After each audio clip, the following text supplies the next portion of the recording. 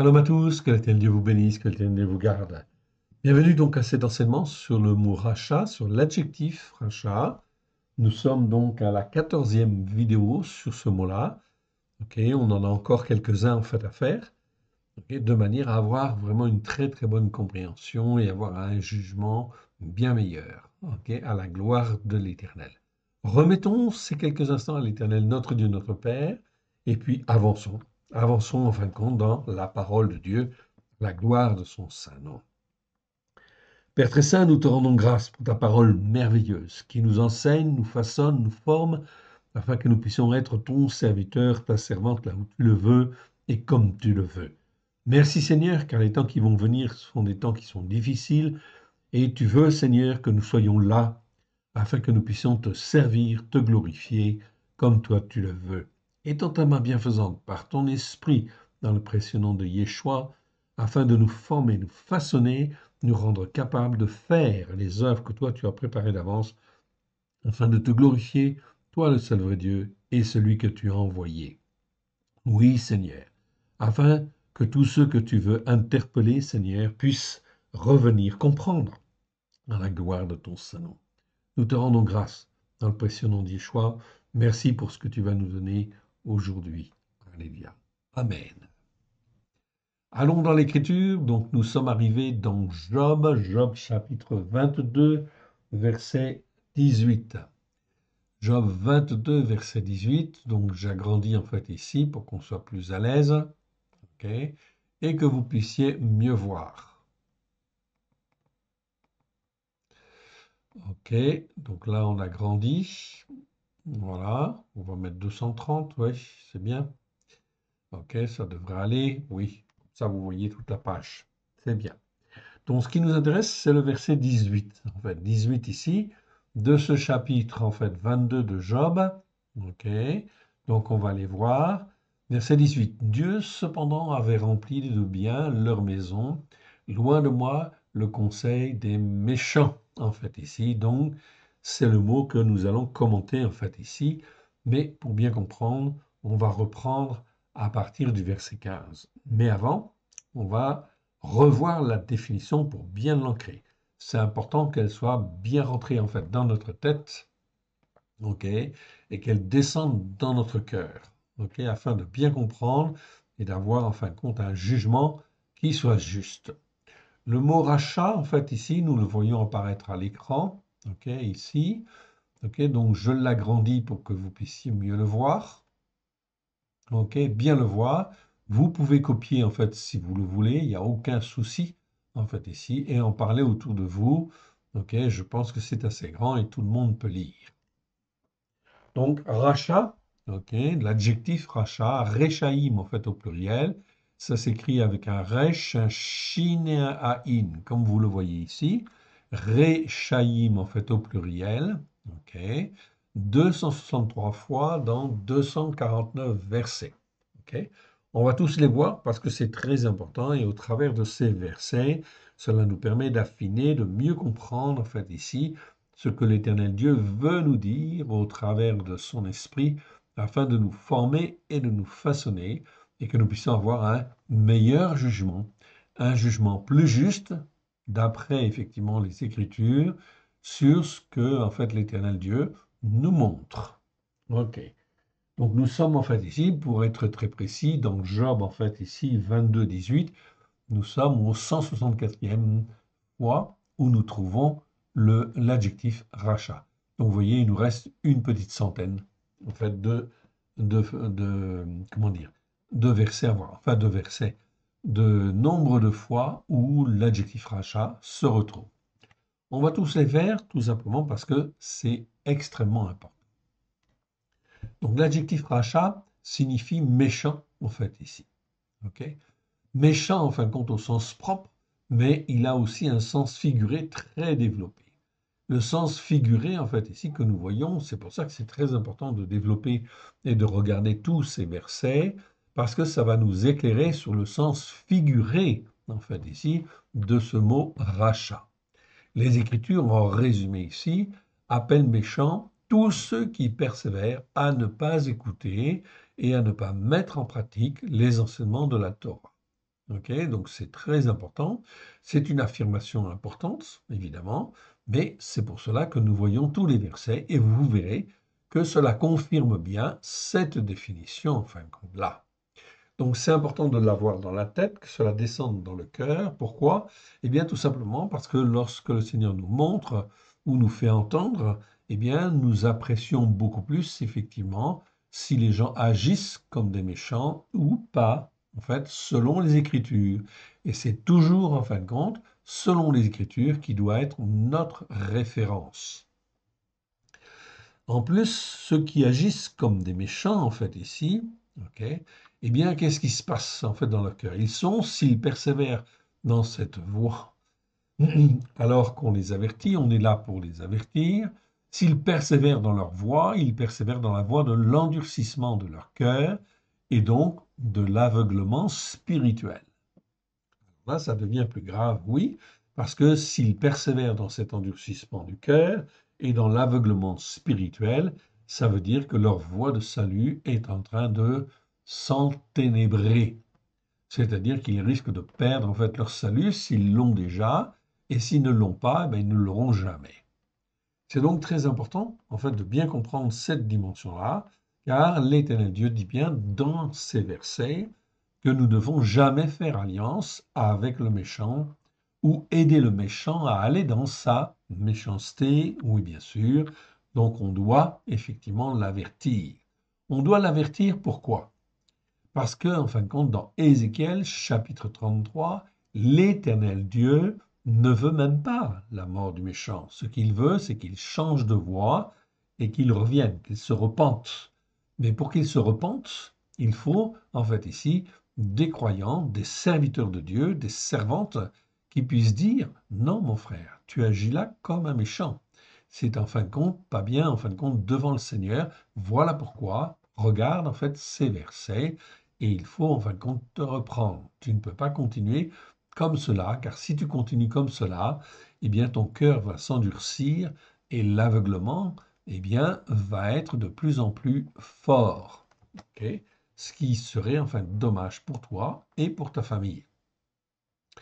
Ok. Donc généralement, cette dimension spirituelle de, comment dire, du méchant, la dimension en fait figurée, au sens figuré, n'est malheureusement jamais enseignée dans les églises, ni même dans les assemblées messianiques les plus courantes. Le méchant, disent les Écritures, n'obtiendra jamais le salut. Donc ça, c'est une chose très importante. Le méchant, disent les Écritures, n'obtiendra jamais le bonheur ni le salut. Voir, en fait, comme exemple, le psaume 1 et le psaume 36 sur la différence entre le juste et le méchant, entre celui qui sert Elohim et celui qui ne le sert pas.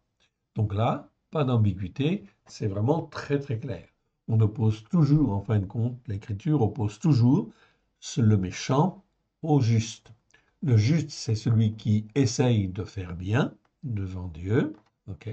Même s'il se trompe, mais s'il, en fait, essaye de faire bien, eh bien, dans ce cas-là, il est considéré comme juste et le sang de l'agneau le justifie. Oui, bien sûr. C'est ce qu'on appelle la justice par la foi. Par contre, le méchant, lui, il résiste, il ne veut pas faire, il sait qu'il a entendu qu'il devait faire comme ça, mais il ne le fait pas. Donc, ça veut dire qu'il va s'endurcir de plus en plus. Donc, là, la Bible, en fait, fait bien la différence entre le juste et le méchant. La racine hébraïque ancienne nous confirme parfaitement cette définition de l'adjectif rachat. Évidemment. Donc, je rappelle, en fait, ici, okay, tout simplement, hop, la racine reshin, ok, j'ai été trop vite, ok, je reviens, ok, je remonte un peu pour que ce soit en haut de l'écran, ok. En effet, la racine reshin que vous voyez là, en fait ici, reshin, nous parle en langage moderne de quelqu'un qui est en fait au centre et qui rayonne en fait autour selon une influence positive ou négative. Cette racine reshin peut donner des mots comme roche, qui est la tête, qui est le chef, et normalement une tête ou un chef, eh bien ça doit effectivement en fin de compte influencer dans le sens positif, dans le but de garder, de guider, etc., d'instruire, de façonner. Ou dans un sens négatif, effectivement, c'est pas bon. Et dans ce cas-là, ça va donner effectivement, par exemple, Recha. Le rajout de la lettre Aïn, donc en fait ça fait Resh, Shin et Aïn, la dernière lettre, est ici le signe de tout ce qui est fourbe, faux, pervers, mauvais. Donc cette définition, elle est très très claire. C'est bien les mots en fait eux-mêmes, les lettres hébraïques, qui confirment bien effectivement que celui qui est fourbe, qui est faux, qui est pervers, qui est mauvais, eh bien en réalité, on peut le traduire en français par méchant. Il influence d'une manière méchante en fait ici son entourage. Et donc, c'est donc contraire aux valeurs de Elohim, que Dieu l'Elohim veut donner aux hommes, traduire principalement cet adjectif par méchant en opposition à celui qui est déclaré juste, est une des meilleures traductions en fait en français. Elle permet de retrouver dans les Écritures une bonne cohérence du message d'Elohim, notre Père, et de distinguer plus aisément ceux qui n'écoutent pas et ne veulent pas mettre en pratique les enseignements de la Torah avec grâce et vérité, de ceux qui, au contraire, veulent écouter et mettre en pratique les enseignements de la Torah. Cette définition donc est très très très importante, okay, et il n'y a pas 36 solutions. Il n'y a pas effectivement des nuances en fait entre deux, etc. L'écriture est très claire. Ou tu te comportes comme un juste, ou tu te comportes comme un méchant, en fait, ici. Donc, ça veut dire qu'effectivement, il faut apprendre, évidemment. Okay, celui qui est racheté par le sang de l'agneau, c'est vraiment une grâce parfaite, okay, que l'Éternel Dieu donne en fait aux hommes. Lorsque je reçois Jésus, ou Yeshua plutôt, dans mon cœur et dans ma vie, eh bien, j'apprends en fait à marcher selon ses valeurs, en fait ici, et non pas sur des valeurs qui ne sont pas, en fin de compte, les celles de Yeshua, évidemment, ok, à la gloire de Dieu. Pourquoi? Eh bien, tout simplement parce que Yeshua, dans Jean 17, a bien dit, en fait, ici, au Père, je leur donne la gloire que tu m'as donnée, afin que eux soient un comme nous sommes un. Comment on peut être un avec quelqu'un si je n'adopte pas les mêmes lois, les mêmes règles, les mêmes commandements? Ok, c'est impossible. Okay. Donc, si je veux être un avec le Père et un avec le Fils, eh bien, je ne peux qu'une seule chose, c'est m'humilier et demander à Dieu, en fait, qu'il me façonne, qu'il me forme par la puissance de son Saint-Esprit à l'image de Yeshua, pour que je marche dans l'ombre de Yeshua à la gloire de l'Éternel et que je puisse être un avec le Père et le Fils. L'Éternel Dieu peut le faire, oui bien sûr, il est tout-puissant. Il est El Shaddai, tout-puissant pour donner la vie. Donc je reviens en fin de compte ici à ce chapitre 22 en fin de compte de Job et au verset en fin de compte 18 et on va reprendre à partir du verset 15 pour bien comprendre en fait ici ce qui se passe. Donc ici c'est Job, donc on est au milieu du livre de Job à peu près. Ok, et là c'est un de ses amis qui parle. Oui, bien sûr, on avait vu que les amis, en fin de compte, ici de Job, c'est pas des vrais amis, et on commence bien à comprendre de mieux en mieux, en fait, ici, quel est leur langage. Ce sont des croyants, on est bien d'accord. Donc, de la même manière, aujourd'hui, vous avez des croyants, en fin de compte, qui parlent, oui, bien sûr, mais qui ne disent pas la vérité. Donc, il faut apprendre à discerner et comprendre s'ils parlent d'une manière méchante ou pas. C'est-à-dire d'une manière, en fin de compte, à s'écarter de Dieu, en fait ici, ou à ne pas écouter, en fait, les commandements, les lois et les règles de Dieu. Oui, bien sûr. Donc on reprend à partir du verset 15, et c'est Éliphaz, en fait ici, de Théman, qui parle. Je vous le montre. Ok, donc au verset 1, ok, on voit bien ici, ok, Éliphaz de Théman prit la parole et dit. Ok. Alors, je passe les autres versets. Vous pourrez les lire si vous le voulez. Je prends simplement à partir du verset 15. Voilà ce qu'il dit en fin de compte à Job. Et quoi? Tu voudrais prendre l'ancien sentier qu'ont suivi les hommes de la justice. Aïe. Donc là, on voit bien effectivement, c'est le mot aven qui apparaît en fait ici dans le verset. Aven, dans la seconde, c'est traduit par iniquité, mais c'est pas l'iniquité. Aven, ok, c'est un mot qui existe 78 fois dans 70 versets. On l'a étudié dans le Taille, on a vu tous les versets. Ok, donc, on peut affirmer que ce mot-là ne doit jamais être traduit par iniquité, crime, faute ou autre, non, mais doit être traduit par injustice. Ok? Donc, nous avons différents mots. Je vous avais vu, on avait expliqué. Avon, avla, avlata, etc. Toute une déclinaison de mots qui parlent de l'iniquité, plus ou moins en fait aggravée. Et puis, en fin de compte, en bas, en fin de compte de l'échelle, on a le mot aven. Aven qui nous parle d'injustice. Donc là, on voit très clairement, en fait, ici, Eliphaz dément, qui, en fait, accuse, en fait, Job de marcher selon, en fin de compte, les hommes qui, en fait, pratiquent l'injustice. Or, Job, bien sûr, ne pratique absolument pas la veine, ok? Donc, on est effectivement face à un, comment dire, eh bien, c'est pas un gentil que l'on a en face, c'est nécessairement un, comment dire, un méchant. Un méchant ou quelqu'un qui agit comme un méchant. En fait, ici, bien évidemment, on est bien d'accord là-dessus. Ok. Ça, c'est pour nous apprendre à discerner et à nous méfier. En fait, ici, ne pas se laisser entraîner par des fausses doctrines. Verset 16. Ils ont été emportés avec le temps, oui, bien sûr. Ils ont eu la durée d'un torrent qui s'écoule, c'est-à-dire que leur vie n'a pas été forcément très longue. Ok. Et en fin de compte, leur vie a été en fait comme un torrent qui s'écoule. Donc on voit bien qu'ici on parle d'un, c'est bien un croyant, bien évidemment.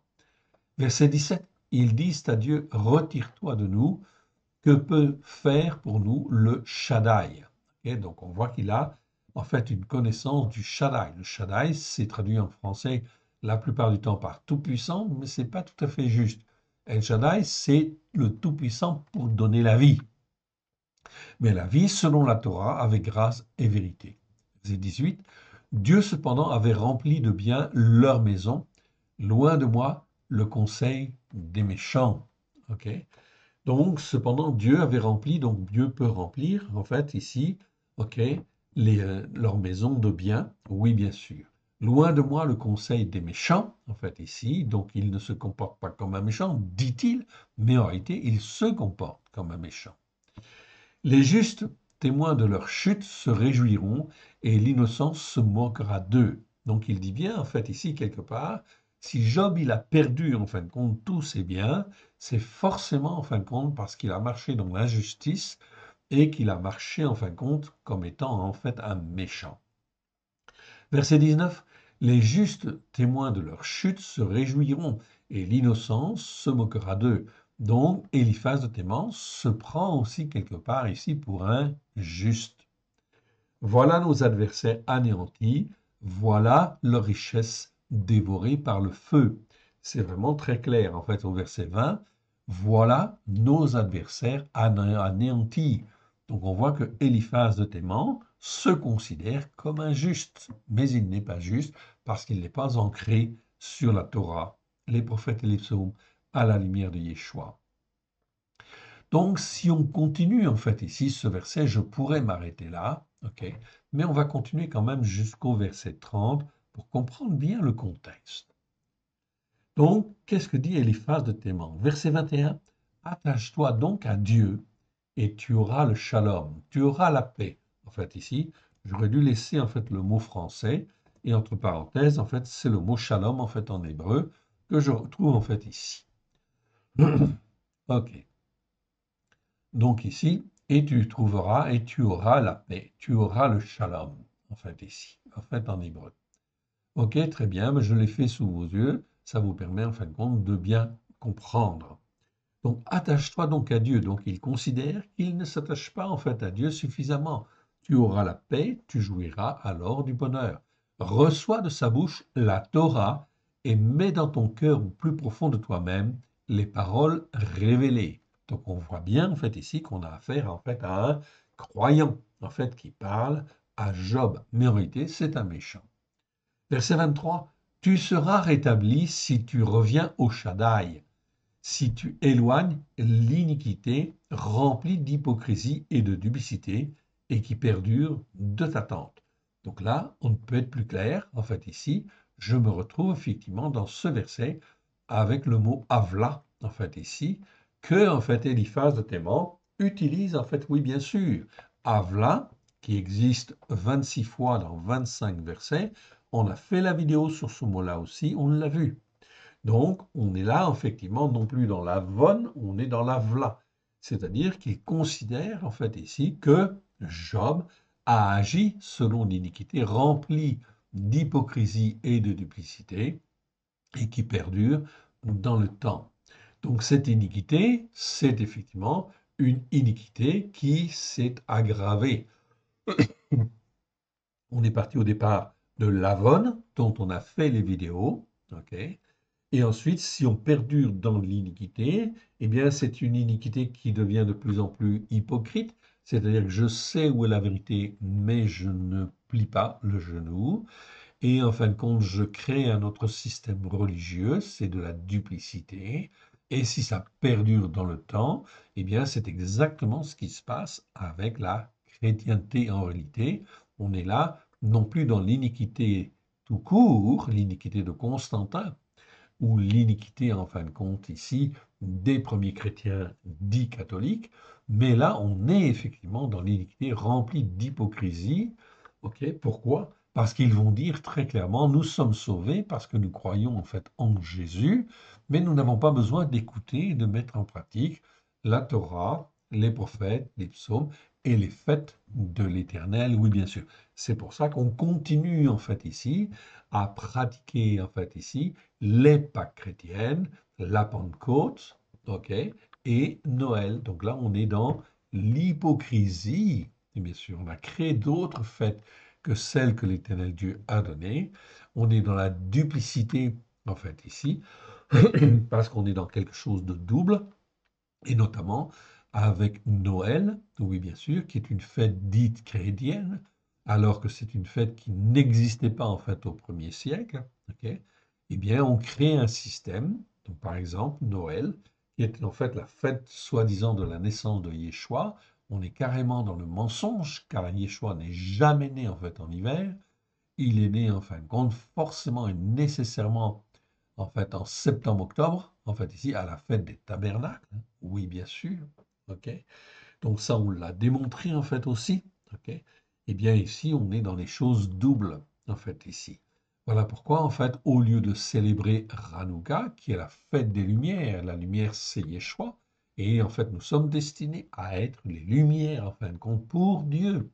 Ce qui veut dire que la fête de Hanouka, dans sa dimension messianique et prophétique, doit être célébrée, oui bien sûr, si j'en comprends le sens en fait spirituel, qui est de célébrer en fait les lumières pour Dieu, bien évidemment. Au lieu de ça, on fait Noël, en fait ici, et on est dans une fête qui est complètement en fait erronée, qui écarte les croyants de la vérité en réalité. Et tout cela perdure en fait dans le temps, au travers des siècles, oui bien sûr. Donc voilà pourquoi l'Éternel Dieu va reprendre en fait toutes ces choses. Ok.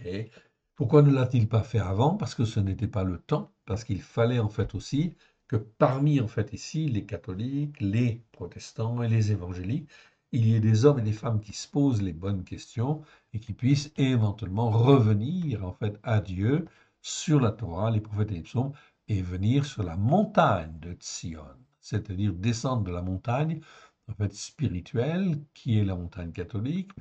Ok, les collines ou les montagnes protestantes ou évangéliques, ok, vous les appelez comme vous voulez, collines ou montagnes, ce sont en fin de compte des élévations spirituelles qui ne sont pas en fait les élévations spirituelles de Dieu. C'est pas la montagne de Sion.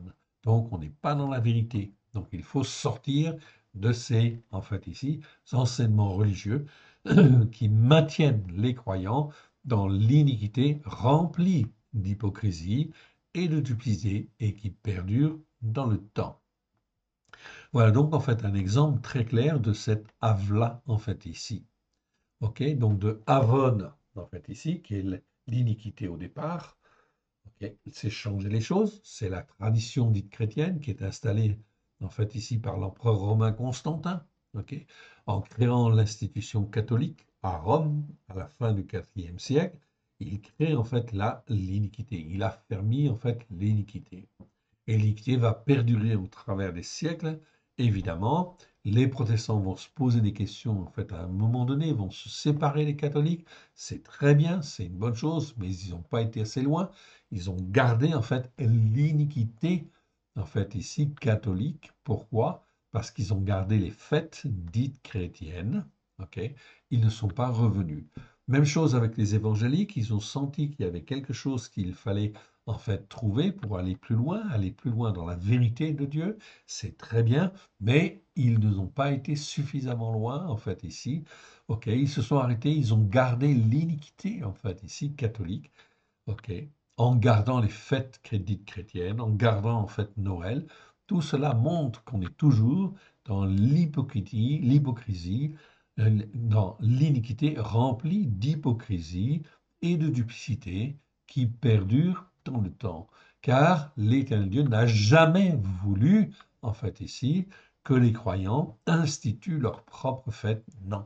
L'Éternel, dans la Torah, a institué ses propres fêtes pour que tous ceux qui croient en lui, qui ont été rachetés par le sang de l'agneau, puissent écouter et mettre en pratique, comme en fait ici, Yeshua l'a enseigné au premier siècle. Au premier siècle, okay, quand Yeshua est venu et les disciples, je le rappelle en fait ici, aucune ligne du Nouveau Testament n'est encore écrite. Le Nouveau Testament, les évangiles vont être écrits en fait au courant du premier siècle, entre les années 40, ok, 40 et 60, c'est l'évangile de Marc, puis les autres vont suivre, et l'évangile de Jean, c'est à la fin du premier siècle.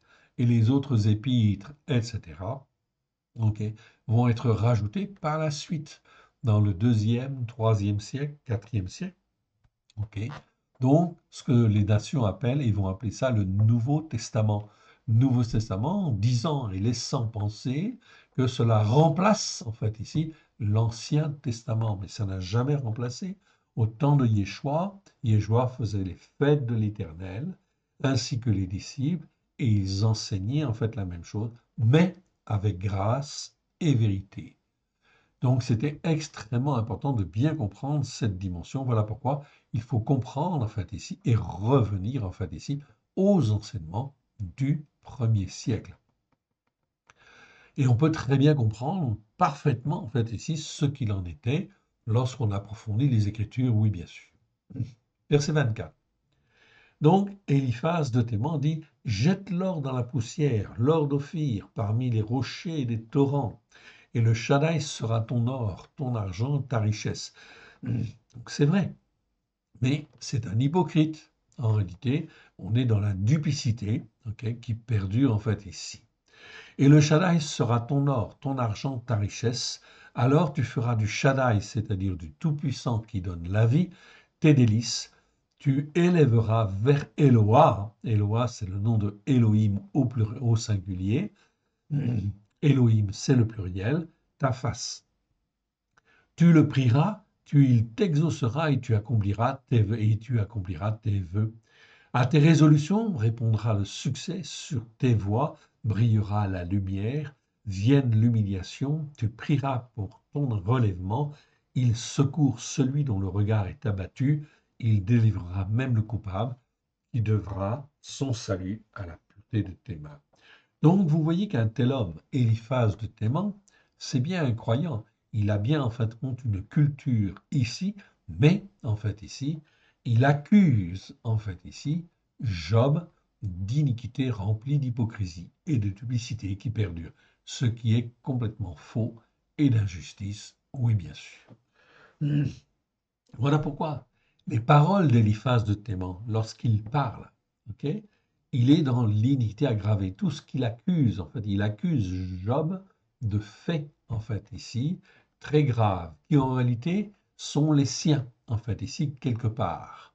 Donc il se condamne en accusant Job de cette manière-là. Il est injuste lui-même, en fait, ici, et résultat des courses, il se condamne. Si Job n'avait pas prié à la fin de ce livre pour les sauver, eh bien, en fin de compte, ces hommes-là auraient été condamnés. Tous les, tous les amis de Job qui parlent comme cela accumulent sur eux, en fait, ici, l'épée, en fait, ici, qui va les condamner. Cela veut dire que beaucoup de croyants, en fait, aujourd'hui, qui ne sont pas sur les racines hébraïques de la foi, sont en train de se condamner, en fait, eux-mêmes, en fait, ici, à cause de leur iniquité aggravée, on va dire, pour résumer. Ok, je vais prendre en fait ici mon mot et on va lire en fin de compte au verset suivant. Ok, là nous sommes dans le mot rachat. Ok, je le mets là et on sélectionne et on y va. Donc là on est dans Job 22, 18. Ok, on va ensuite au Job 24, verset 6. Et là on va lire simplement du verset 1 au verset 8. Donc là je suis dans Job 24. Reprenons un petit peu, donc le début. Donc Job 24, voici. Pourquoi pourquoi le Shaddai ne met-il pas des temps en réserve? Ok, ok, donc ici, le Shaddai. Ok, alors pourquoi le Shaddai ne met-il pas les temps en réserve? Pourquoi ceux qui le connaissent ne voient-ils pas ces jours? On déplace les bornes, on vole les troupeaux et on les fait paître. On enlève l'âne de l'orphelin, on prend pour gage le taureau de la veuve, on repousse de la voie les indigents, on force tous les malheureux du pays à se cacher, et voici, comme les ânes sauvages du désert, ils sortent le matin pour chercher de la nourriture, ils n'ont que le désert pour trouver le pain de leurs enfants. Ils coupent le fourrage qui reste dans les champs, ils grappillent dans la vigne du méchant. Ils passent la nuit dénués de lumière, sans vêtements, en fait ici, sans couverture contre le froid. Ils sont percés par la pluie des montagnes, ils embrassent les rochers comme unique refuge. Ok. Donc ici, c'est qui parle? C'est Job qui parle.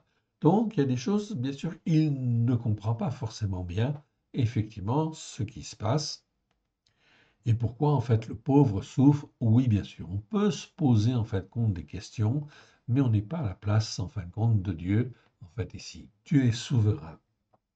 Il a ses raisons, ok, et s'il fait d'une manière, ok, c'est qu'en fin de compte, c'est la meilleure manière de faire. Ok. Et ça ne peut nous paraître surprenant, oui, bien sûr, mais il faut exercer enfin ici notre foi. Oui, bien sûr. Ok. Et bien sûr, s'occuper de ceux qui, en fin de compte, qui sont pauvres, qui sont en fin de compte ici dans le besoin, parce que, en fait, l'Éternel nous le demande. Donc, si l'Éternel Dieu permet qu'il y ait des pauvres et qu'il y ait des gens qui soient dans le besoin, c'est justement pour que, en fait, ici, le juste puisse agir et, en fait, ici, les aider, les former et les façonner. Ok. Mais on ne comprend pas tout, oui bien sûr. Donc c'est normal aussi que Job se pose des questions, oui bien sûr, mais on a beaucoup de questions qui sont sans réponse. Ok, on est bien d'accord là-dessus. Et parfois la chose en fait est difficile en fait à juger. Ici nous arrivons dans Job chapitre 27. Chapitre 27, et nous allons lire à partir du verset 5. Ok. Loin de moi la pensée de vous donner raison. Donc c'est Job qui parle, en fait, si ma mémoire est bonne, en fait, ici. Ok, oui, c'est Job. Job prit de nouveau la parole sous forme sentencieuse et dit. Ok. Alors ici, au verset 4, quand même, je le relis ici. Mes lèvres ne prononceront rien de ce qui est de l'iniquité remplie d'hypocrisie et de duplicité et qui perdure. Ma langue ne dira rien de faux. Là, je retrouve en fait ici le mot avla qu'on a vu tout à l'heure.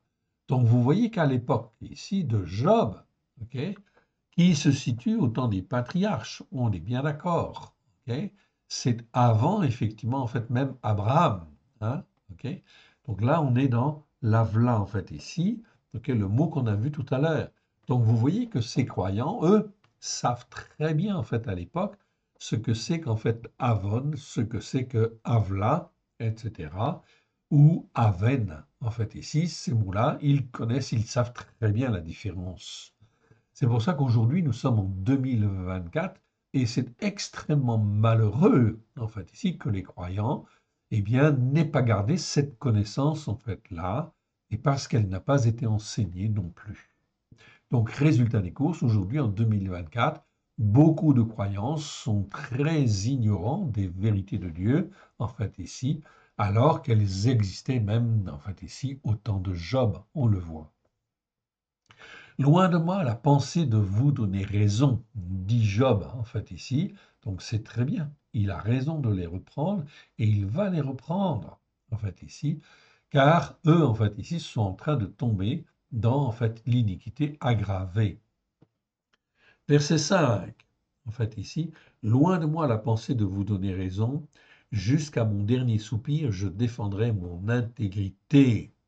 Donc, et Job a raison, en fait, ici, tout à fait raison. Il est intègre, il est juste et il est intègre. Et il sait qu'il est intègre, donc ce n'est pas de l'orgueil, c'est vraiment une affirmation de choses réelles. Jusqu'à mon dernier soupir, je défendrai mon intégrité, je m'en tiens à la justice par la foi. Ah, très intéressant. Ici, c'est le mot tzedaka. Donc, vous voyez que le mot tzedaka, qui nous parle de justice, en fait, par la foi, eh bien, Job, il savait, en fait, ici, ce que c'était. Oui, dans le temps de Job, on savait ce que c'était que la tzedaka, la justice par la foi. Et oui, ce mot-là doit toujours être traduit par justice par la foi. Or, aujourd'hui, je vous affirme, en fait, ici, quelque part, que je n'ai jamais entendu un quelconque pasteur ou prêtre parler de la tzedaka comme étant la justice par la foi. Ce mot, qui existe 157 fois dans 150 versets, doit toujours être traduit par justice par la foi. C'est la justice que nous obtenons, en fait, lorsque nous acceptons Yeshua comme notre Seigneur, comme notre Sauveur. Eh bien, dans ce cas-là, nous sommes rendus justes. Et nous devons apprendre à marcher dans cette justice que Yeshua nous donne, ok, car à l'instant T, en fait, ici, où nous donnons notre cœur et notre vie à Yeshua, eh bien, nous sommes justifiés, oui, mais dans les faits, nous ne sommes pas justes, en fait, ici, parce que nous n'avons pas été instruits dans la Torah, les prophètes et les psaumes, à la lumière de Yeshua. Donc, voilà pourquoi, bien évidemment, nous devons apprendre à marcher selon la justice par la foi, ici, et un jugement juste, nous dit les Écritures. Nous avons fait les vidéos là-dessus, en fait, ici. Je vous renvoie, en fait, à ce mot de Tzedaka. Je vous renvoie au mot Mishpat, qui veut dire jugement ou jugement juste. Nous avons vu tous les versets pour bien comprendre, en fait, ici, cette dimension de jugement juste. Je m'en tiens à la justice par la foi, Tzedaka, et je ne faiblirai pas. Très bien. Job a une excellente en fait attitude ici. C'est tout à fait exemplaire face à des hommes qui sont corrompus d'entendement.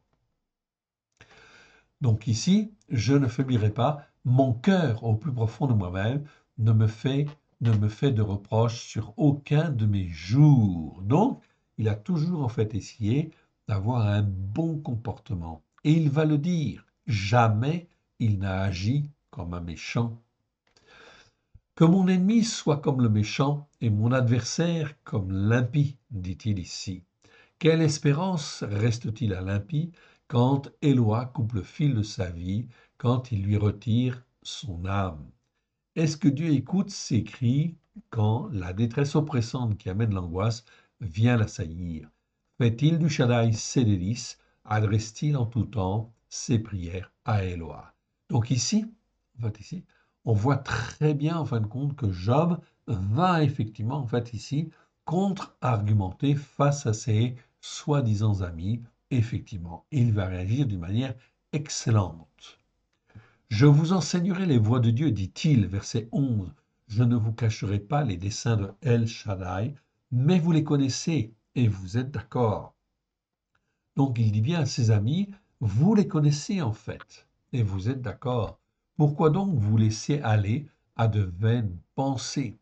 Voici la part que Dieu réserve aux descendants d'Adam qui se comportent comme un méchant. Donc là, il est en train, en fin de compte, de dire à ses amis, en fait, ici, que vous vous comportez mal. Vous vous comportez en réalité comme un méchant. Et c'est tout à fait juste, en fait, ici. Voilà pourquoi nous devons apprendre à avoir un jugement juste. Donc il dit, OK, voici la part que Dieu réserve aux descendants d'Adam qui se comportent comme un méchant, l'héritage que le El Shaddai destine à l'impie. S'il a des fils en grand nombre, c'est pour l'épée, et des fils en grand nombre, c'est pour l'épée, et ses rejetons manquent de pain. Ceux qui échappent sont enterrés par la peste, et leurs veuves ne pleurent pas. S'il amasse l'argent comme la poussière, s'il amasse les vêtements comme la boue, c'est lui qui entasse, mais c'est le juste qui se revêt. C'est l'homme intègre qui a l'argent en partage. Donc voilà comment en fait Job va répondre en fait ici à ses amis, et il a lui tout à fait raison. C'est bien posé sur tous les enseignements de la Torah, des prophètes et des psaumes. Ceci en fait c'est pour nous montrer comment en fait ici nous-mêmes nous devons raisonner devant en fin de compte l'Éternel et apprendre à être dans un jugement juste à la gloire de l'Éternel. Ok, on continue. Oui. Et on arrive en fin de compte maintenant donc dans Job 34. Job 34, et en fin de compte ici, Job 34, c'est Job qui parle en fait ici. Nous sommes dans Job 34 et il parle très très bien. Vous allez voir comment en fait il parle. Job en fait ici, 34, je vais prendre lire à partir du verset 16 et jusqu'au verset en fin de compte 26. Parce qu'on a plusieurs fois le mot méchant ici, et on a aussi, on parle de Satan, de Bélial. Donc, il va dire ici, si tu as de l'intelligence à discerner, écoute ceci, prête l'oreille au son de mes paroles, dit Job. Un ennemi du jugement juste régnerait-il? Ok. Donc là, il est en train de dire qu'il ne raisonne pas juste, effectivement, et il a raison. Ok, on a bien le mot mishpat en fait ici. Ok, mishpat. Je vous le rappelle. Donc ce mot en fait mishpat doit être traduit par jugement ou jugement juste la plupart du temps. C'est un mot qui existe 421 fois dans 406 versets. Nous avons fait toutes les vidéos, nous avons vu tous les versets concernant ce mot-là. Et vous avez donc 33 vidéos de disponibles de 1 heure à 1 heure et demie sur le mot mishpat. Ainsi, on ne manque pas une parole, pas un seul verset. C'est dans le but de nous apprendre à avoir un jugement juste. Un ennemi du juste régnerait-il? Non, c'est impossible. Ce n'est pas biblique, ok? Donc ce n'est pas conforme en fait aux Écritures. Condamneras-tu le juste? Condamnerais-tu le juste? Ok. Le puissant, en fait, ici, comme on condamne le méchant. Donc là, c'est le verbe. C'est le verbe rachat que l'on a vu, en fait, ici, mais c'est exactement comme l'adjectif. Mais ici, c'est un verbe. Donc, condamnerais-tu le juste, Job, qui est injuste, ok, le puissant, en fait, ici, comme on condamne un méchant. Rachat, en fait, ici, c'est le verbe rachat. Je vous renvoie aux vidéos que nous avons fait sur le verbe rachat. Vous les trouverez sur notre site, ok, à l'école des choix, notre site YouTube à l'école des choix, dans les vidéos qui concernent, en fait, ici, le verbe rachat. Verset 18. Proclamerais-tu l'influence de Bélial sur les rois et l'influence de ceux qui agissent avec méchanceté sur les princes? Ok. Donc, êtes-vous capable, en fait, ici, vous, mes amis, ok, qui vous dites mes amis, êtes-vous capable de discerner l'influence de Bélial sur les rois et l'influence qui agissent sur le méchant? Non. En fait, ils ne sont pas capables, en fin de compte, de discerner. C'est pour ça qu'ils se laissent entraîner eux-mêmes. Souvenez-vous du chapitre 1 de Job. Satan est là et discute en fait avec Dieu. Okay. Et Dieu, en fin de compte, ici, le prend à partie, livre Job, justement, à l'influence de Satan. Et Satan choisit ses soi-disant amis, en fait ici, pour essayer de détruire Job. Mais ils n'y parviendront pas. Ça, c'est l'influence de Satan, c'est l'influence de Bélial. Combien de croyants, lorsque je n'ai pas un jugement juste, eh bien, cela veut dire quoi? Cela veut dire que je peux me laisser influencer par Bélial, par Satan. Oui, bien sûr. Ok. Ils sont incapables de discerner l'influence de Bélial sur les rois, l'influence de ceux qui agissent avec méchanceté sur les princes. N'as-tu point égard à l'apparence des grands? Ne distingues-tu pas, ne distingues-tu pas, ne distingue pas le riche du pauvre? Ok, certes, tous sont l'ouvrage de ses mains. En un instant, ils perdent la vie. Au milieu de la nuit, un peuple chancelle et périt. Le puissant disparaît sans la main d'aucun homme. Car Dieu voit la conduite de tous les hommes. La conduite ici de tous les hommes en fin de compte devant Dieu, okay, l'éternel Dieu, là c'est le mot Ish qui existe 1636 fois sur 1431 versets. Donc on voit en fin de compte ici que l'éternel Dieu en fait ici parle en fait ici au travers de la bouche de Job des hommes, c'est-à-dire des hommes qui sont censés être instruits, censés s'attacher à Dieu et rester attachés à Dieu. On ne parle pas là des descendants d'Adam, on ne parle pas là des Enoch, on parle des Ish, c'est-à-dire des hommes censés être instruits, ok? C'est-à-dire des croyants, si vous voulez, ok? On peut dire cela, tout à fait. Donc, car Dieu voit la conduite de tous les hommes, de tous les croyants. Il a les regards sur les pas de chacun. Il n'y a ni ténèbres ni ombre de la mort où puissent se cacher ceux qui pratiquent l'injustice. Donc on voit que les amis de Job ici pratiquent en fait l'injustice et ils vont être condamnés, oui bien sûr. Okay? Et Job est en train de leur dire, c'est exactement ce qu'il est en train de dire. Dieu n'a pas besoin d'observer longtemps pour qu'un homme entre en jugement avec lui, bien évidemment. Il brise les grands sans information, il en met d'autres à leur place, car il connaît leurs œuvres, il les renverse de nuit et ils sont écrasés. Il les frappe comme des méchants. Donc je retrouve en fait ici le mot méchant. Il les frappe comme des méchants à la face de tous les regards, en se détournant de lui, en abandonnant toutes ses voies. Ils ont fait monter à Dieu le cri du pauvre, ils l'ont rendu attentif au cri du malheureux. S'il donne le repos, qui le condamnera, comme s'il avait agi avec méchanceté? En fait, ici, je retrouve le verbe méchant, être méchant ou agir avec méchanceté. S'il cache sa face, qui pourra le voir? Il traite à l'égal soit une nation, soit un descendant d'Adam, afin que le descendant d'Adam, qui se comporte comme un impie, ne domine plus, et qu'il ne soit plus un piège pour le peuple. Car a-t-il jamais dit à Dieu, j'ai été châtié, je ne pécherai plus. Montre-moi ce que je ne vois pas, si j'ai commis des iniquités, empreintes d'hypocrisie et de duplicité. Ici, je retrouve le mot Avel. Avel, en fait, ici, ça nous parle en fin de compte d'iniquité, mais en fait, ici, c'est l'iniquité, c'est tout, empreinte d'hypocrisie et de duplicité. Ça existe 20 fois dans 18 versets. Nous avons étudié aussi ce mot-là.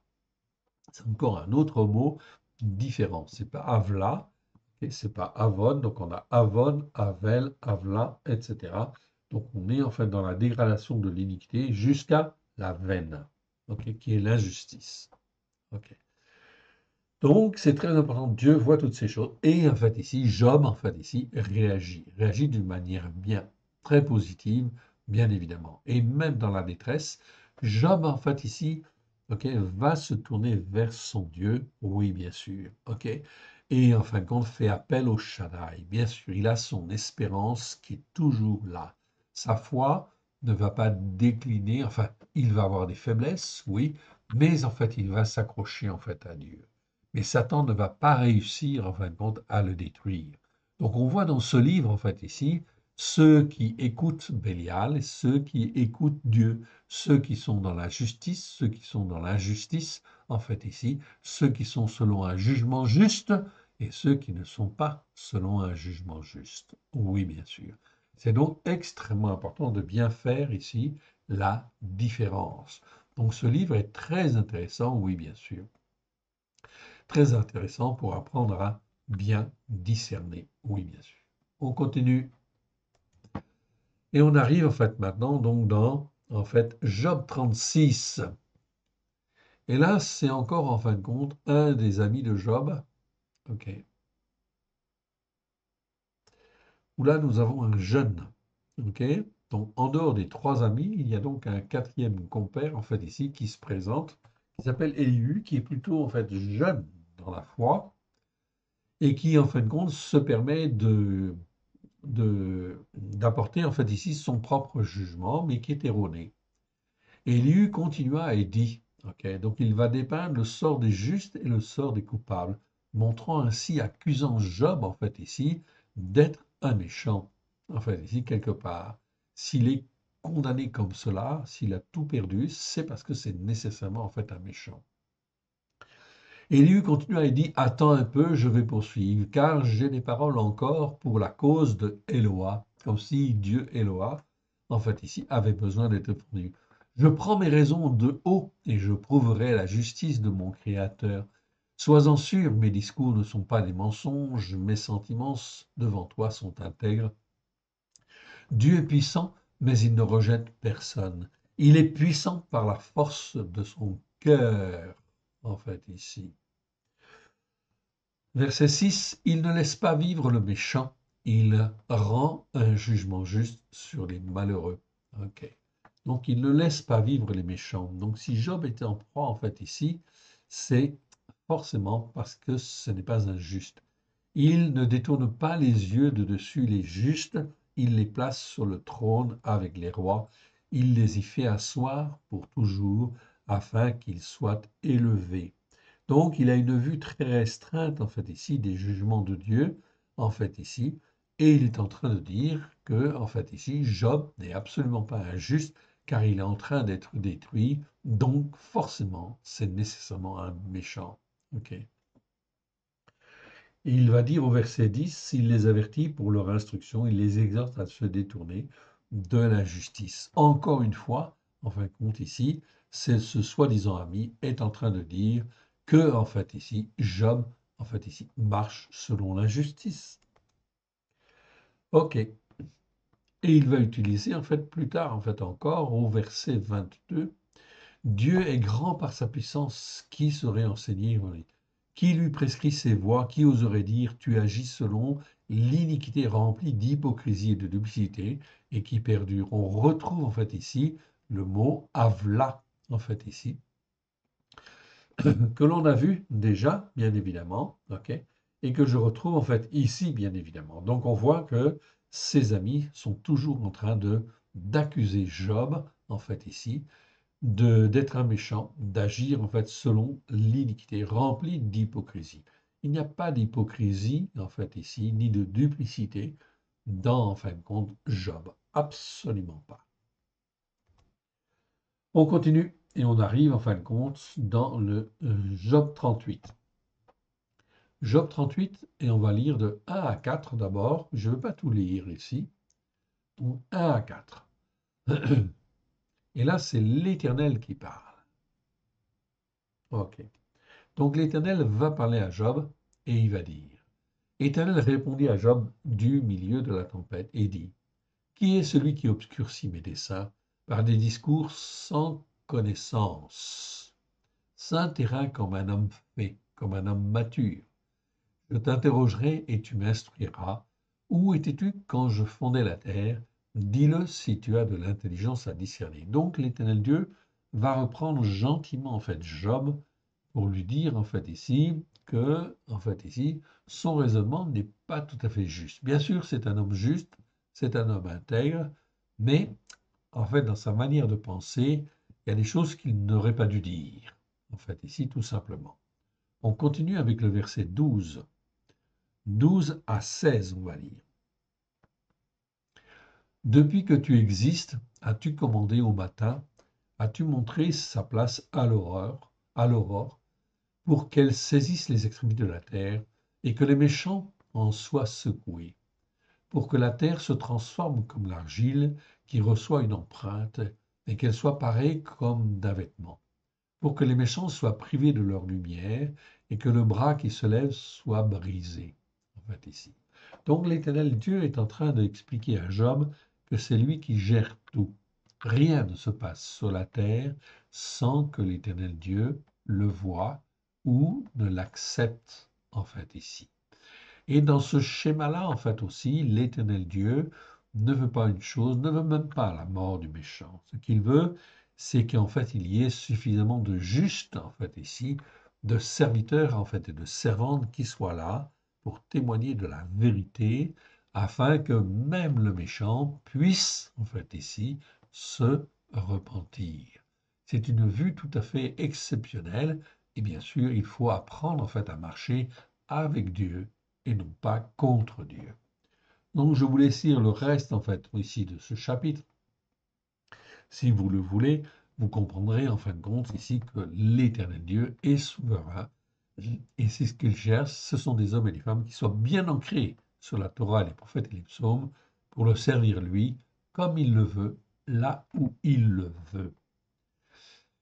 Ok, Job en fait ici chapitre 40 et je vais reprendre en fait ici à partir du verset 6. Ok. L'Éternel Dieu répondit à Job du milieu de la tempête et dit, Saint terrain comme un homme fait. Donc l'Éternel Dieu nous apprend en fait ici que nous avons besoin de grandir et d'être des hommes faits. Ici, ce sont des guébers. Vous le voyez en fait ici, je vous le montre. Ok.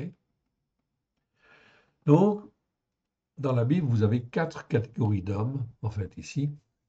Vous avez les descendants d'Adam, c'est Adam tout simplement. Vous avez Enoch. Enoch, ce sont les hommes qui, en fait, n'ont pas la vie éternelle. Vous avez Ish, qui est censé s'attacher à Dieu et rester, en fait, attaché à Dieu.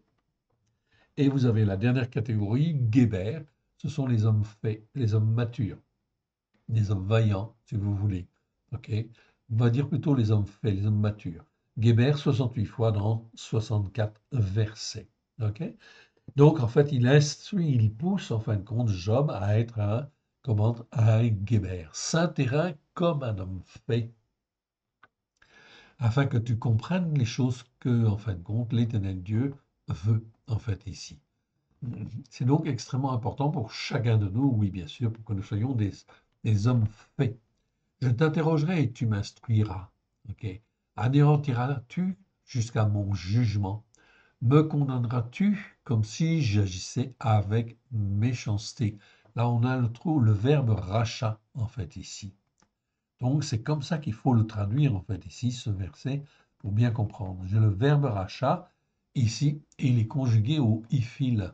Ok, donc, c'est une forme verbale un petit peu particulière qui fait que, en fait, on est rendu coupable ou on est condamné, en fait, ici.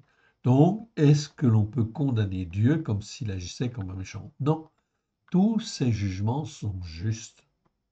Ok, donc si Dieu fait d'une certaine manière ou d'une autre, ok, ça lui appartient et il sait parfaitement ce qu'il convient en fin de compte de faire, ok, parce que les intentions de Dieu sont parfaites pour sauver les uns et sauver en fait les autres. Ok, c'est pas forcément notre manière de voir les choses, mais celles de Dieu sont parfaites.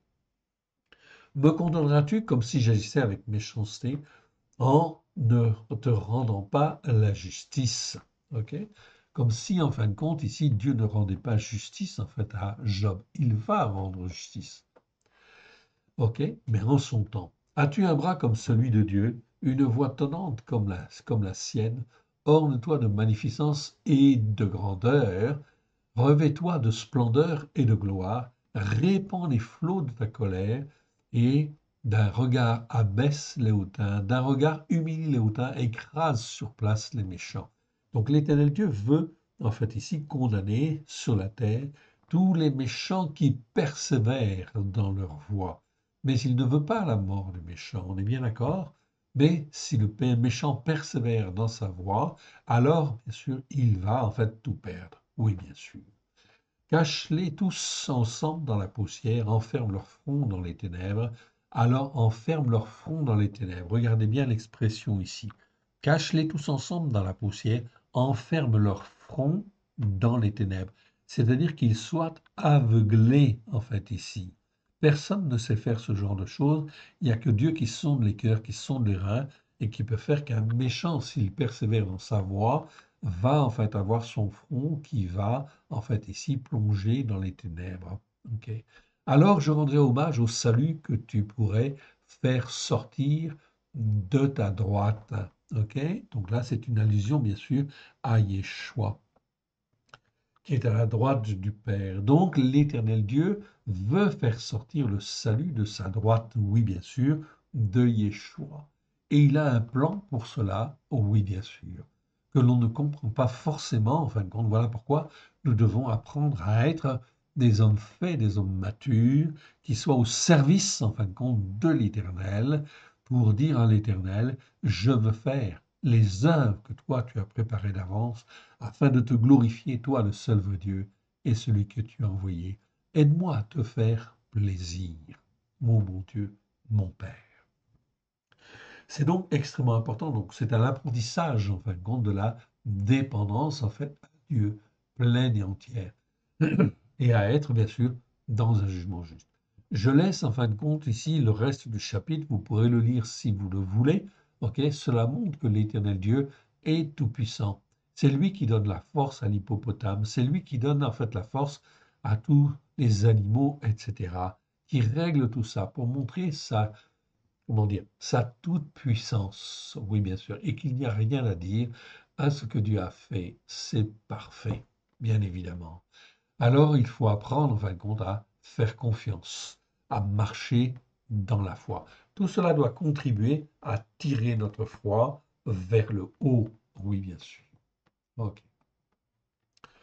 On continue. Allez, et on arrive en fin de compte maintenant dans Proverbes. Donc on a fini Job et on rentre en fait dans les Proverbes.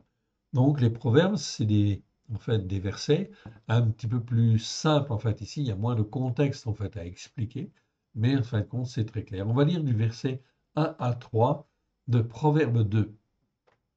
Proverbe 2 en fait ici nous dit, mon fils, si tu reçois les explications de ma parole, ok. Donc ici c'est pas seulement ma parole. Émer, ce sont les explications. Émer, c'est un mot que l'on n'a pas étudié dans le détail, mais c'est ça. Ok. Émer, ce sont des explications, ce sont des commentaires, ce sont en fait des paroles qui sont là pour en fait faire comprendre. Ok. Donc faire comprendre dans le but que la parole de Dieu soit bien comprise en fait dans les cœurs. Ça, c'est l'esprit en fin de compte qui agit pour bien faire comprendre en fait la dimension en fait ici spirituelle d'un verset ou d'un autre. Si tu reçois les explications, en fait, de la parole, si tu gardes avec toi mes commandements, si tu rends ton oreille attentive à la sagesse, sagesse c'est Roma, c'est bon. Si tu inclines ton cœur, lève en fait ici, à la compréhension, Tevuna, c'est l'équivalent en fait ici, compréhension, c'est bien compréhension qu'il faut traduire en fait ici. C'est la même chose en fin de compte que Tevuna en fait en grec, en hébreu, pardon, et dianoia en fait en grec. Dianoia, c'est la capacité à réfléchir. On a fait déjà des vidéos là-dessus, ok? Donc on renvoie en fin de compte à ça. C'est la capacité à réfléchir dans le but d'avoir une bonne compréhension en fin de compte des choses. Et en fait ici, Tevuna nous parle aussi en fin de compte de la compréhension, et en grec ce sera un autre mot, ce sera le mot nous en fait ici. Donc on a une relation entre ces différents mots. Ok, on les a étudiés, mais on les réétudiera. Si tu inclines ton cœur à la compréhension, oui, si tu cherches l'intelligence, en fait ici c'est pas sagesse, c'est l'intelligence. Si tu élèves ta voix vers la compréhension, en fait ici, Tevuna, si tu la cherches comme l'argent, si tu la poursuis comme un trésor, alors tu comprendras la crainte de l'Éternel et tu trouveras la connaissance d'Élohim. Et on continue en fin de compte avec les versets en fait en bas de ce chapitre où il est dit en fait ici à partir du verset 1, 20, tu marcheras alors dans la voie des gens de bien, tu garderas les sentiers des justes. Ok. Tu garderas les sentiers des justes. C'est-à-dire que tu vas marcher en fin de compte dans les bons sentiers en fait ici. Ok. Dans les sentiers des justes. en fait, ici, ou les sentiers justes, si on veut, aussi. Ok. Car tzaddik ici est un adjectif, mais ça peut être un nom aussi, le sentier des justes. Ok. C'est-à-dire les sentiers qu'ont emprunté en fait Abraham, Yitzhak, Jacob. C'est toujours en fait les mêmes sentiers. C'est des sentiers de foi qui sont des sentiers battus. Tous les hommes de Dieu, en fait, ici, les ont suivis. En fait, voilà pourquoi il n'y a pas 36 000 sentiers, ce sont des sentiers battus, en fait, ici, des sentiers déjà empruntés par les hommes de Dieu. Et voilà les sentiers que nous devons prendre, que nous devons pratiquer, oui, bien sûr, c'est les sentiers des justes, ou les sentiers battus des justes. Je vais vérifier, en fait, ici, le verbe, le mot en hébreu, pour sentier, en fait, utilisé, mais si ma mémoire est bonne, ouais, c'est bien ça, c'est bien aura. Donc aura, en fait, ici, ok, je vous le montre à titre indicatif, aura, en fin de compte, c'est traduit par sentier, ok, 58, on voit dans 58 versets, ok, c'est traduit par chemin, étroit, ou sentier, ou destinée, etc. Mais en réalité, ça nous parle toujours de quelque chose qui a déjà été pratiqué par d'autres personnes, les anciens, les prophètes, les hommes de Dieu, etc.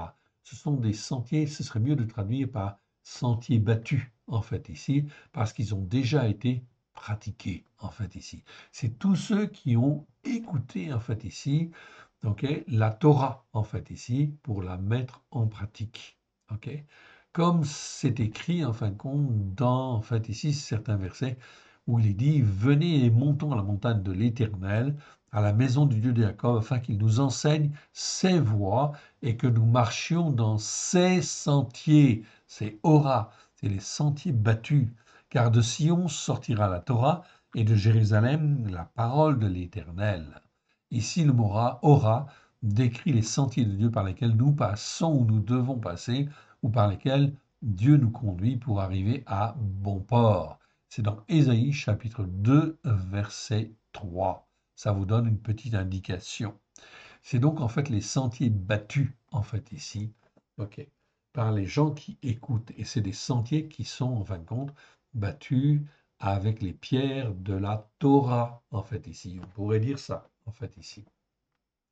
Tu marcheras ainsi dans la voie des gens de bien, en fait, ici. Tu garderas les sentiers battus des justes, car les hommes droits habiteront le pays, les hommes intègres y resteront. Mais les méchants, en fait, ici, rachat, c'est le sujet de notre, en fait, ici, enseignement, seront retranchés. Tout cela seront retranchés. Ceux qui agissent dans l'infidélité en seront arrachés. Donc là, on voit très très bien en fait le sens du mot rachat. Ok. Et on a appris en fin de compte qu'il fallait marcher dans les sentiers de Dieu.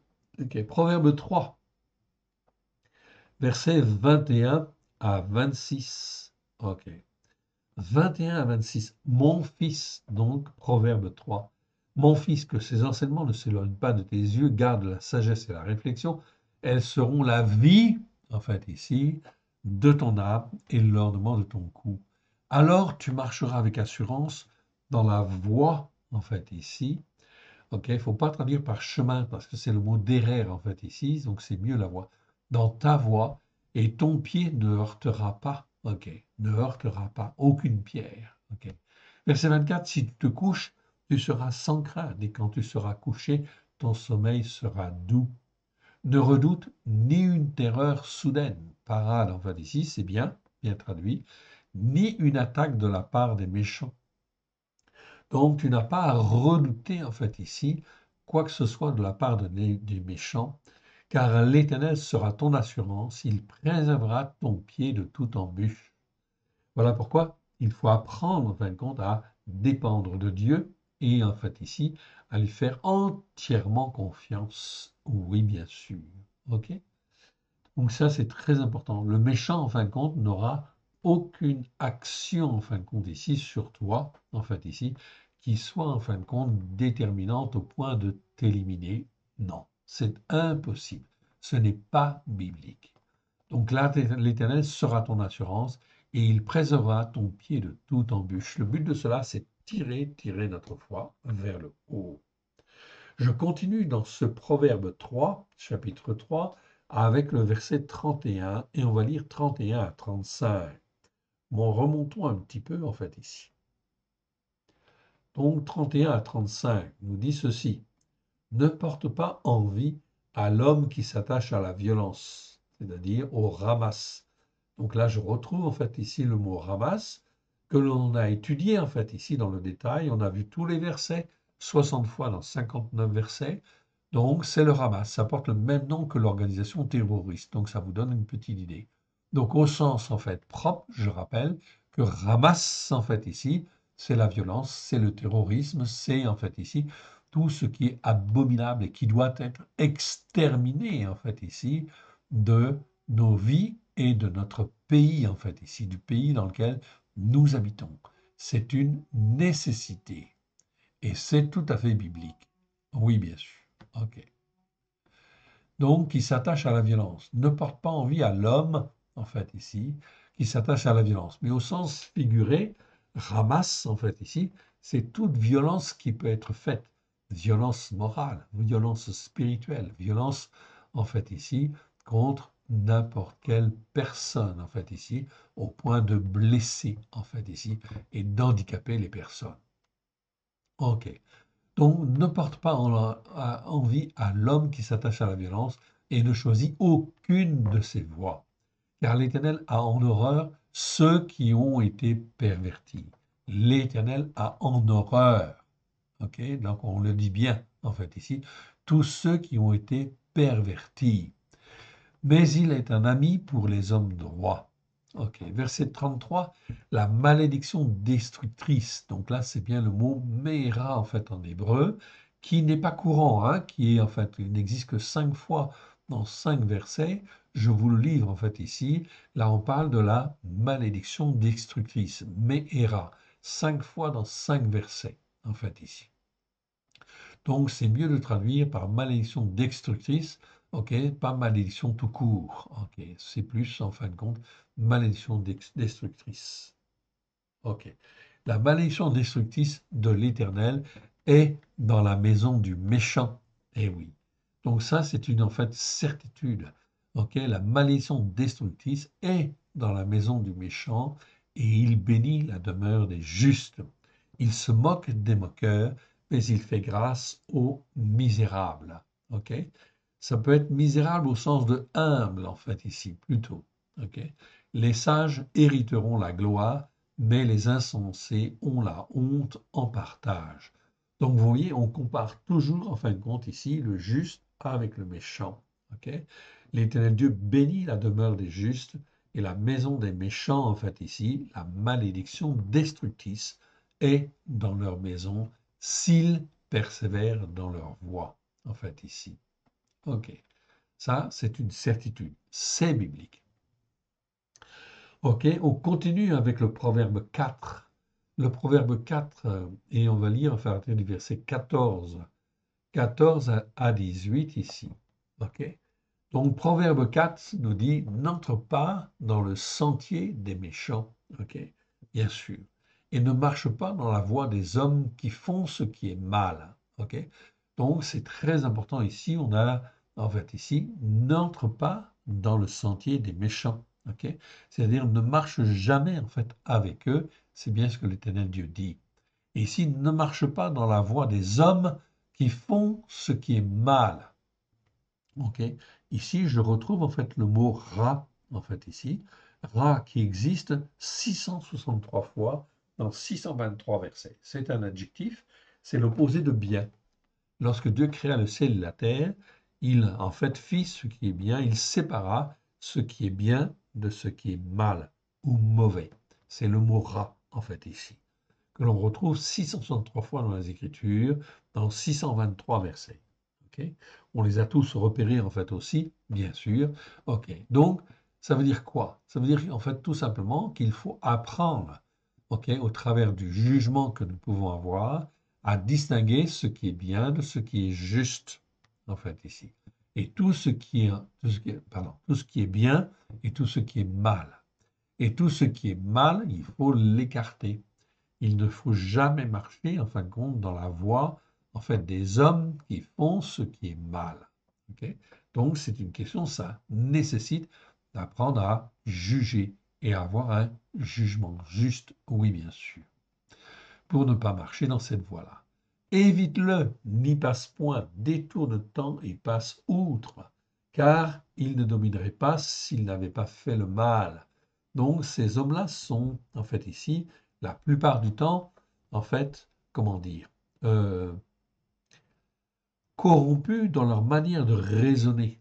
Résultat des courses, en fin de compte, car ils ne dormiraient pas s'ils n'avaient pas le mal. Donc ils ont envie de faire le mal et ils vont faire le mal. Le sommeil leur serait ravi s'ils n'avaient fait tomber personne, car Bélial, Satan, est toujours derrière pour les entraîner, oui bien sûr. Donc il faut apprendre à discerner les hommes qui sont sous l'influence de Bélial, oui, c'est-à-dire de Satan. Car c'est le pain de la méchanceté. Donc je retrouve le mot méchanceté que l'on a étudié, en fait ici, bien évidemment, en fait dans les autres vidéos.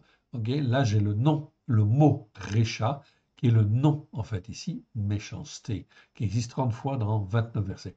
On a fait les vidéos, je vous renvoie à ces vidéos. Car c'est le pain des méchants qu'ils mangent, c'est le vin de la violence. Et là je retrouve Ramas, en fait ici, le vin de la violence qu'ils boivent. Le sentier des justes est comme la lumière. Donc le sentier des justes est comme la lumière resplendissante dont l'éclat va croissant jusqu'au milieu du jour. Donc ça, c'est très réconfortant, bien sûr. Et la voix des méchants est comme l'obscurité qui tombe. Donc la voix des méchants, je retrouve ici le mot méchant, ok. Et la voix des méchants est comme l'obscurité qui tombe, ok. C'est-à-dire le soir tombe, donc c'est de moins en moins clair, c'est de moins en moins évident. C'est-à-dire que spirituellement, ils discernent de moins en moins, en fin de compte, ce qui est juste de ce qui est mal. Ils n'aperçoivent pas ce qui les fera tomber. Oui, bien sûr. C'est comme le soir qui tombe, exactement pareil. Mon fils, sois attentif à mes paroles, dit l'Éternel. Prête l'oreille aux paroles que je t'explique de ma bouche.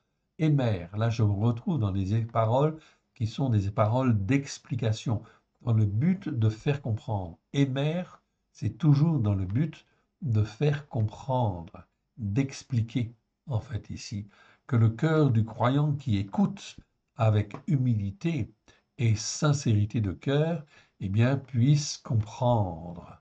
Ok, donc ce sont des paroles très, très, très importantes, mais qui ne sont données, jamais le méchant ne les reçoit. Ok, c'est toujours, en fin de compte, celui qui est humble et qui marche, en fait, avec Dieu. Ok, ou qui essaye de marcher avec Dieu. Mon fils, sois attentif à mes paroles, prête l'oreille aux paroles que je t'explique de ma bouche. Qu'elles ne s'éloignent pas de tes yeux, garde-les dans ton cœur au plus profond de toi-même. C'est un lève en fait ici, lévave en fait ici, donc c'est deux bêtes. Car c'est la vie pour ceux qui les trouvent et la santé pour tout le corps. Ok, garde ton cœur. Pardon. Garde ton cœur. Ok. Excusez-moi. Ok. Garde ton cœur plus que toute autre chose, car de lui viennent les sources de la vie. Ok. Donc, c'est très important, ces recommandations, oui, bien sûr, qui nous donnent la vie, évidemment. Ok. On continue et on va s'arrêter en fait ici, donc au verset suivant. Donc, c'est Proverbes chapitre 5, verset 22. Donc, Proverbes chapitre 5, verset 22. Et on va s'arrêter là, en fait, ici pour aujourd'hui. Ok. Afin de pouvoir mieux digérer, en fait, aussi, et bien comprendre, méditer ce qu'on a vu, évidemment. Ok. Remettons à l'Éternel notre Dieu ce que nous avons reçu.